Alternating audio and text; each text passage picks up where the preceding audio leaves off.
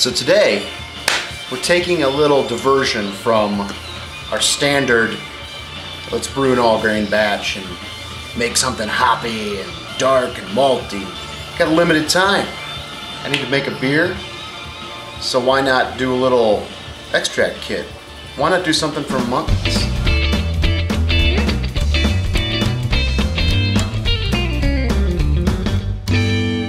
That's right, it's the CWTCH. I think I said that right. This is the CWTCH from Tiny Rebel. This is a kit that they collaborated with Munton's on, and it's got everything you need to make 36 pints. And those are probably UK pints, not the old United States pints where we skimp you. A little backstory on this. HomebrewCon 2017. I met up with the folks at Munton's at their booth and started looking at things, and I expressed my interest in this particular kit. And the reason is because I've seen a lot of guys over in the UK brewing it, and I had seen you know, a little bit of buzz about that, and it piqued my interest. So we exchanged contact info, and I said, hey, I'd love to do a little video on my channel, and this is it. But I've had these kits for a little while, and I got them late last fall, just before I went up to see Elder Pete.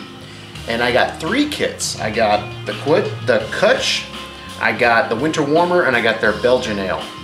And I left the Belgian Ale with Elder Pete, and this is his brew of that beer. And these are really cool because they are no boil kits. So you don't have to boil anything. You don't have to go crazy with all your equipment and, you know, temperatures and boiling up a big kettle and, you know, risking all that stuff. This is dead simple. So I'm going to take you through the process.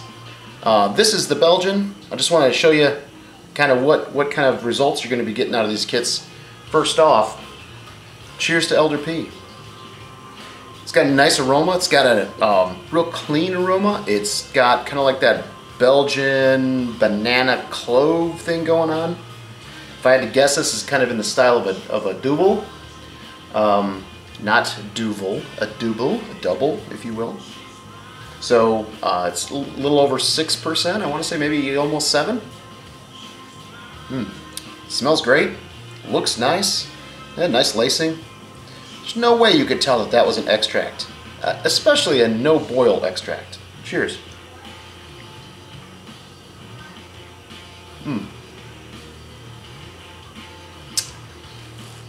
Tastes great, but let's get into this, shall we? So what comes in the box?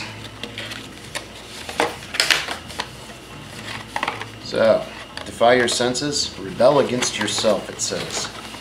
Alright, so in here we've got, oh, look at that, 2 sachets of yeast. So, American ale yeast, that's 6 grams a piece. Got a bag of Citra pellets, it's 28 grams, 1 ounce. There's another 1 ounce bag, pouch of Citra pellets. A pack of Columbus, this is actually 30 grams, so a little bit more than an ounce, not that much. And there's another bag of Columbus pellets. So 4 packs of hops and some yeast. And then instructions and 2 cans of liquid malt extract. Cool. Alright, so what do we have to do here? Alright, sterilize all equipment. Stand the cans in hot water for 5 minutes to soften the sticky malt extract. Boil a full kettle. I'm not sure how much a full kettle is, but you'll see what I'm going to do. Empty 1 sachet of each hop in the sanitized fermentation bucket with 1 liter of boiled water. Place lid loosely over fermenter and leave for 5 minutes. During the 5 minutes, dry off the cans, open with a sanitized tin opener, and then decant into the fermenter. Fill the empty cans with boiled water and stir to dissolve the remaining extract. Using a clean tea towel, I don't know if everyone in the US has a tea towel. I'm gonna have to see if I have one. Pick up the hot cans and pour into the fermenter. Take care when handling the hot liquid.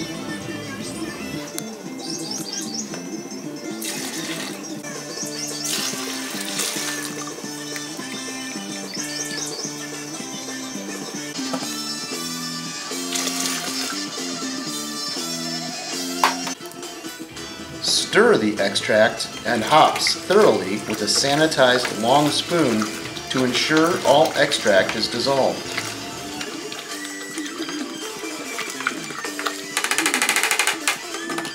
Fill the fermenter to 20 liters with fresh, cold water.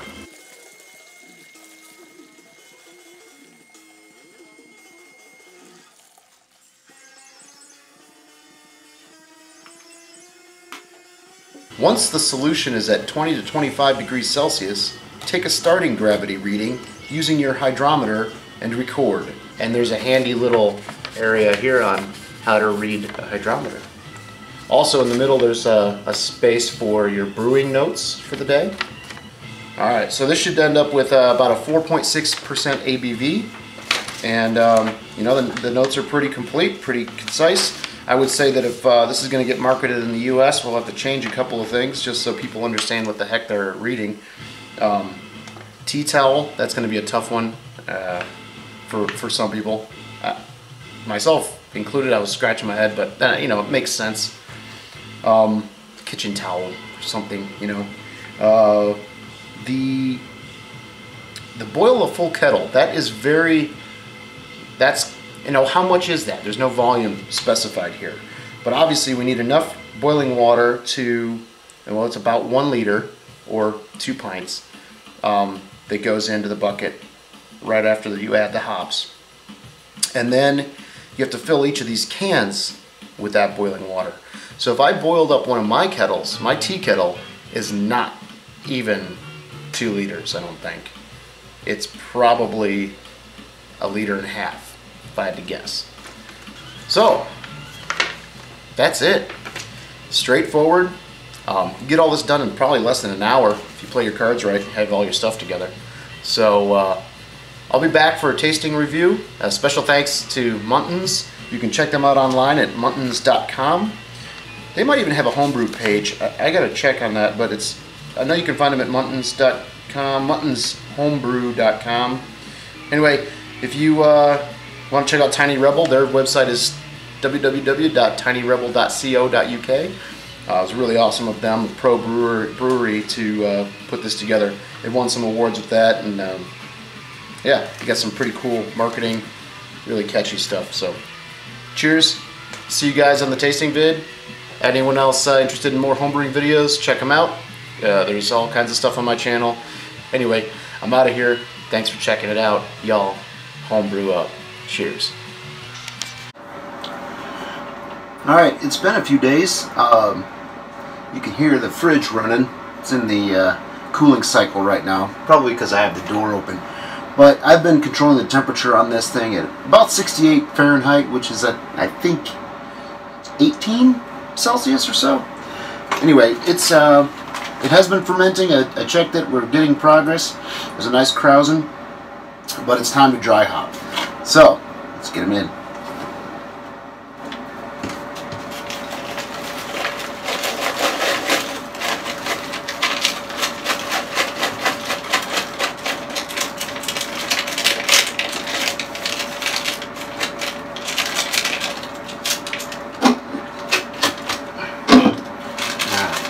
I got a few pellets left in there.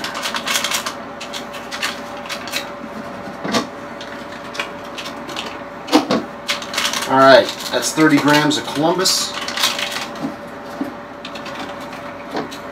and 28 grams of Citra. And they are labeled. Boom. Alright, just a few more days and we'll be able to keg this or bottle it.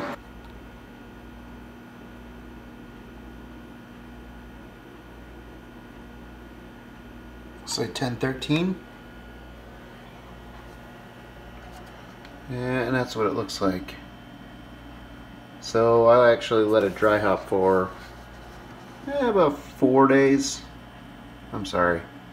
It's supposed to be for 4 days. I think I went for about 7 days. So I'm going to go ahead and rack this to secondary just to help it clear out, because there's a lot of hop material there. And I'll get it racked into a secondary vessel and then let it sit for a day or two and keg it.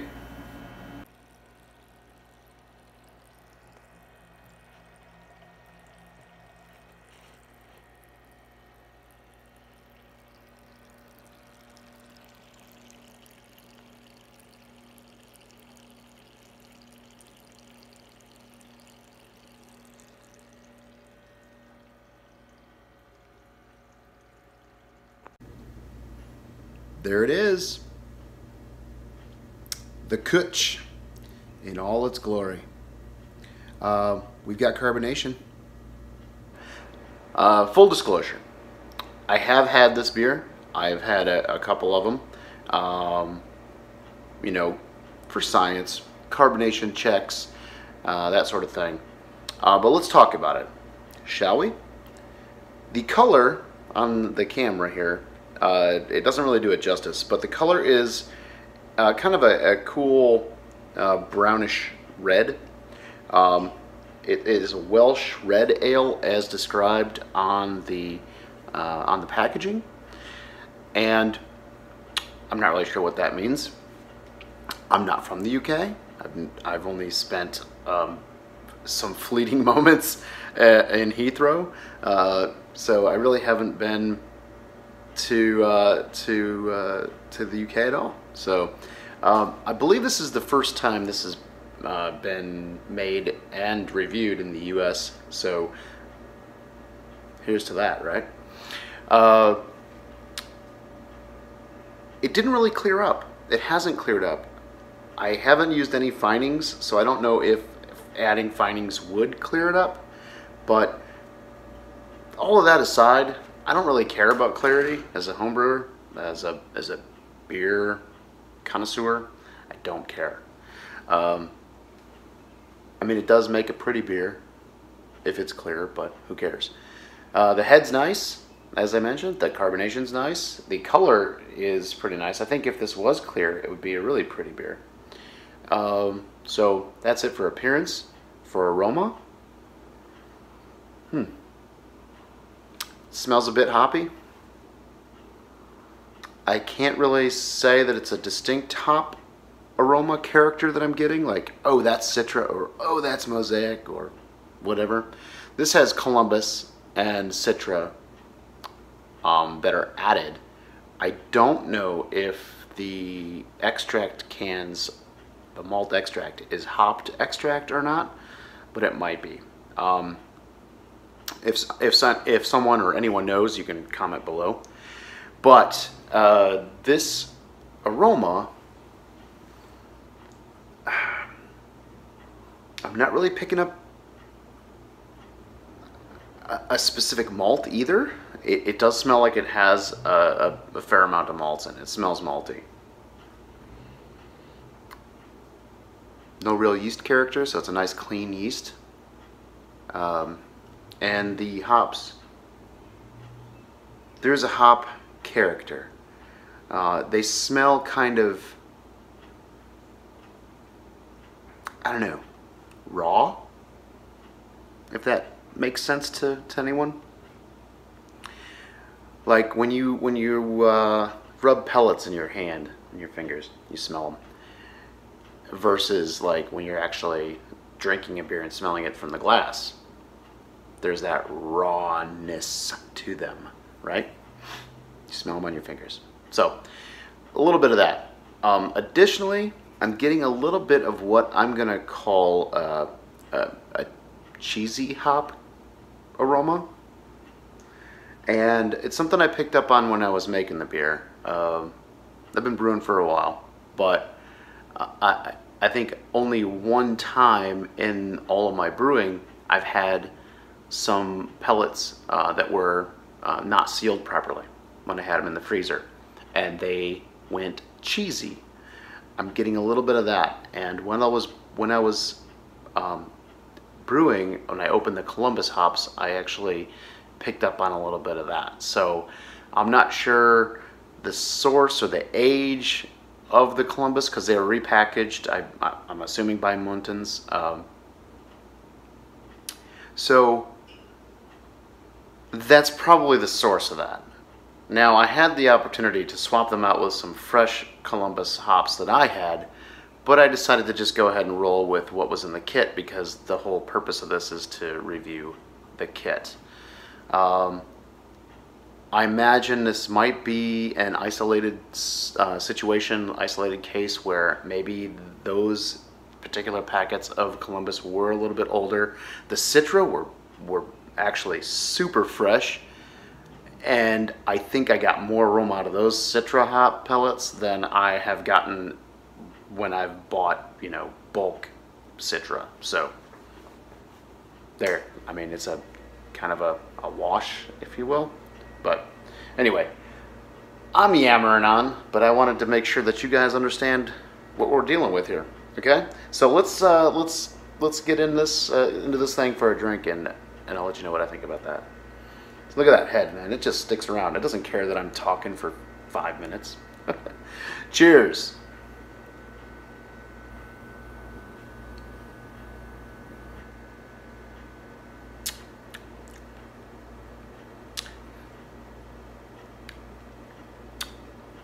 Okay, as I mentioned, I've had a few of these.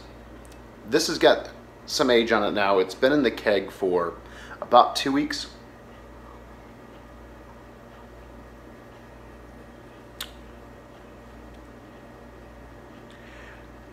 The character has only slightly changed, but I will say this.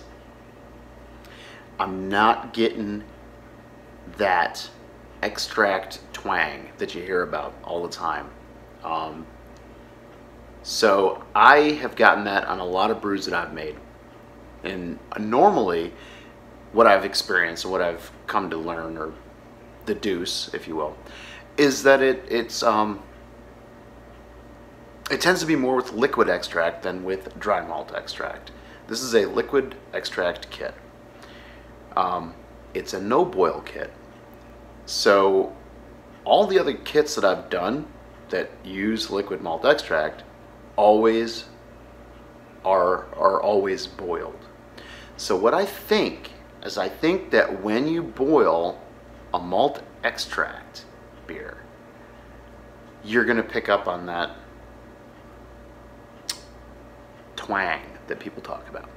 So it makes me want to do more experimentation and do some late additions with the malt extract to see if I can reduce that twang. Maybe even put the malt extract in a similar fashion to this, where I do a small boil to kind of get some steeping grains going and isomerize some hops and get that bitterness into the liquid phase, you know, liquid water mini mash thing, steeped grains, and then add the malt extract straight into the fermenter, and then add that hot hop tea into the fermenter. Maybe that's it. Anyway, this is me thinking. This beer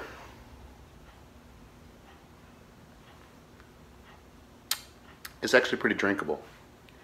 The hops, they're kind of raw.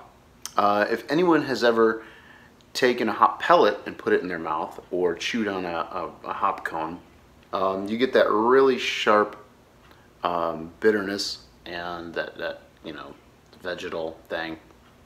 It's not that bad. It does have kind of a raw hop character to it. And in drinking it, that cheesiness that I was mentioning before is not so present. But it's pretty bitter. I will say that. And that might be the design of the beer. I've never had a Kutch from Tiny Rebel, so I don't, their commercial version, I can't compare it to that. It might be spot on. It might be bang on.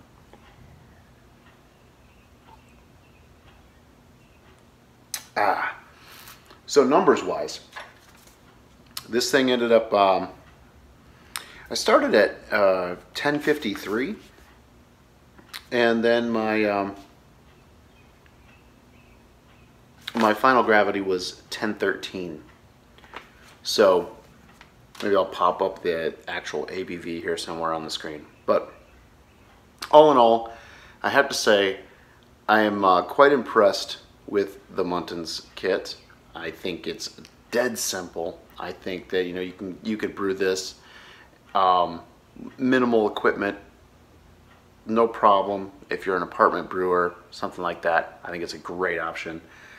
I think that there might be a couple of things I would do, being a more experienced brewer, to improve the quality.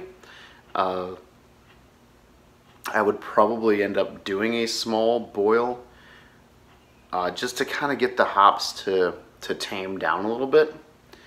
Throwing hop pellets in at the beginning of fermentation, I mean before fermentation actually starts, just into the raw sugars. I mean, I've done similar things, but they've gone through a boil or a whirlpool of some kind, so they're steeping. This is just kind of, put them in the fermenter, let it cool down, put the extract and the hops in the fermenter, let it cool down and pitch your yeast. I think that doing a little bit of boil would improve this. But again, the simplicity of this and the fact that it doesn't have a lot of off flavors, it was a clean ferment. So simple, so simple. I mean, the brew day, if you will, front to back, was probably less than an hour and a half, maybe less than an hour, period. I'm sure you could do it in less than an hour if you weren't filming a video. All right, I'm out of here. You guys, Munton's is not, as far as I know, not releasing this, or hasn't released this to the US yet. But this is kind of a way to bring awareness, I guess, to these kits. There are other Munton's just can kits that are available in the States that are maybe equally as simple as this. I've never done one. I've never done a Cooper's kit, but they look like they're pretty close. This is fun, and this is one of their, I guess, premium extract kits, but they're no boil, super simple. And I've got another one. I've got a winter warmer. But I will brew this in the future, in the near future, because I've got a busy schedule, and this is perfect for me to throw down. I could even do it like on a weeknight and have it ready in a couple weeks to go. So watch for that. I'll do another video on this one, reviewing it, and I hope you enjoyed this. Stay tuned, subscribe to the channel, check out Munton's. They got some great websites, they got great products, their malts are amazing, and these kits are cool, man, really cool. So I want to put some links below. Check out Munton's online, check out their Facebook and their Twitter and their, what else is there? I don't know. Facebook, Twitter, Instagram, and all that other jazz. So I will be around. Hope you guys all enjoyed the video. Thanks for checking it out, and we'll see you on the next one. All right? Take it easy. Oh yeah, don't forget to home brew up.